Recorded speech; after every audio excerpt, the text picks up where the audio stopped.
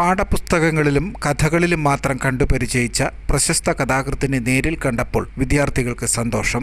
തൻ്റെ കഥാപാത്രങ്ങളെ ക്ലാസ് ചുവരുകളിൽ കണ്ടപ്പോൾ കഥാകൃത്തിനും അത്ഭുതവും സന്തോഷവും. പ്രശസ്ത കഥാകാരൻ അംബികാസുധൻ മങ്ങാടാണ് നീർക്കുന്നം STB ഗവൺമെന്റ് UP സ്കൂളിൽ വിദ്യാർത്ഥികളുമായി സംവദിക്കുവാൻ എത്തിയത്.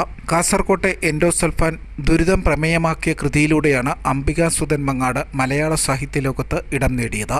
ഓടക്കുഴൽ അവാർഡ് ഉൾപ്പെടെ നിരവധി പുരസ്കാരങ്ങൾ നേടിയ അംബികാസുധൻ മങ്ങാട് എൻഡോസൾഫാനെതിരെ തന്റെ കൃതികളിലൂടെ ശക്തമായി പ്രതികരിച്ചിരുന്നു. വായനാ വാരാചരണ പരിപാടിയുടെ ഭാഗമായാണ് കഥാകൃത്ത് കാസർഗോഡ് നിന്നും നീർക്കുന്നത്തെ ഈ വിദ്യാലയത്തിൽ എത്തിയത്. പരിസ്ഥിതി സംബന്ധമായ തന്റെ നിരവധി കൃതികളിലെ കഥാപാത്രങ്ങൾ ക്ലാസ് മുറികളിൽ വരച്ചിട്ടിരിക്കുന്നത് കണ്ടപ്പോൾ കഥാകൃത്തിന് അത്ഭുതവും സന്തോഷവും. കഥാകൃത്തിന്റെ കഥാപാത്രങ്ങളും കഥകളും പുരസ്കാരങ്ങളുമൊക്കെ കടലാസിൽ വരച്ചിട്ട് നിർമ്മിച്ച മരവും കഥാകൃത്ത് നേരിൽ കണ്ടു. കലാലയത്തിൽ ഇത്രയും ദൂരം സഞ്ചരിച്ച് കാസർഗോഡ് നിന്ന് വരുമ്പോൾ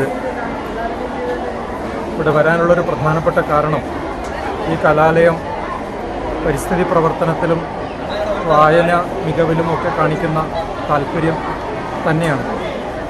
2 വർഷം മുമ്പ് ഇവിടെ ഒരു ബ്ലോക്ക് മുഴുവൻ എൻ്റെ ചിത്രങ്ങൾ വരച്ചു വച്ചിട്ടുണ്ട്. മറ്റ് 3 ബ്ലോക്കുകൾ വൈക്കം മുഹമ്മദ് ബഷീർ, തകഴി, കുമാരനാശാൻ എന്നിവരുടെ പേരിലാണ്.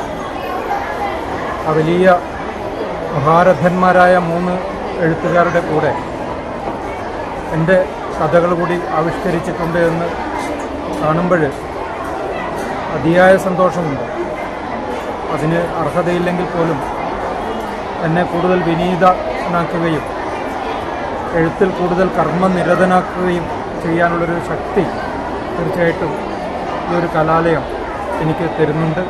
അതുകൊണ്ട് ഈ കലാലയത്തോട് എനിക്ക് വലിയ കടപ്പാടുണ്ട്. ഈ നാടിനോട്, ഈ കുട്ടികളോട്, അധ്യാപകരോട്, ടീച്ചേഴ്സിനോട്, മറ്റ് അനധ്യാപകരോട്, എല്ലാവരോടും എനിക്ക് ഹൃദയം നിറഞ്ഞ നന്ദിയുണ്ട്.